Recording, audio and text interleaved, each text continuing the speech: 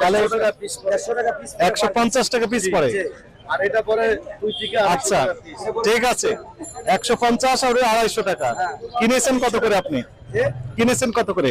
কিনছি আপনার ধরেন আপনারা 10,000 12,000। আমরা ধরলাম না বাস্তব কোনটা? এটা 10,000 দিয়ে কিনেছেন? হ্যাঁ 12,000 তে কিনছি। ক্যাশ মেমো একটু দেখান।